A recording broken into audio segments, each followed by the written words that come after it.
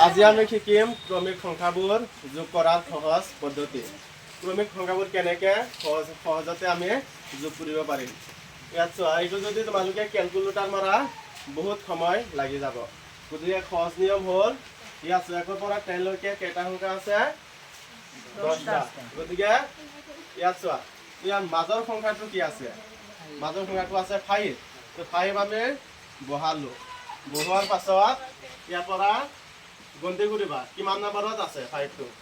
1 2 3 4 5 5 নম্বৰতে আছে 5টো। গতিকে ইয়াৰ লগত 5টো বহাই দিয়া। কিমান হ'ল?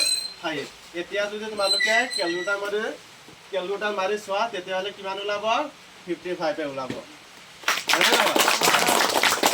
এতিয়া 2 নম্বৰটো চোৱা, 11ৰ পৰা 20লৈকে যদি যোগ কৰোঁ, কেলকুলেটাৰ মাৰিলেতো বহুত সময় লাগি যাব। সহজ নিয়মটো হ'ল কেনেকুৱা, ইয়াত চোৱা, 11ৰ পৰা ইয়াত মাজত কোনটো সংখ্যা আছে? মাজত আছে 15।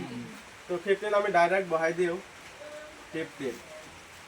এতিয়া 15টো ইয়াৰ পৰা হিচাপ কৰি যোৱা কিমান নম্বৰত আছে?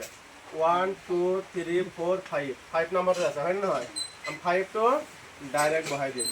কিমান হ'ল? 155। এতিয়া যদি কেলকুলেটাৰ মাৰি চোৱা 155 ওলাব।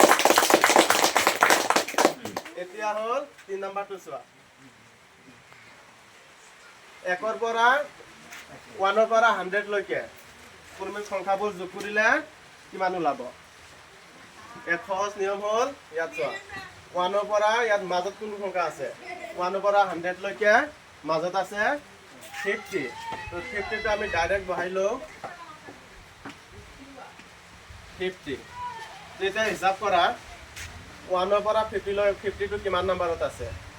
1 2 3 কে হিচাপ কৰিলে 50টো 50 নম্বৰতে আছে। গতিকে 50টো আমি ডাইৰেক্ট বহাই দিওঁ। কিমান হ'ল? 5050। এইটো হিচাপ কৰি চালে 5050 ওলাব। বুজি পাইছা? অ'কে, হ'ব।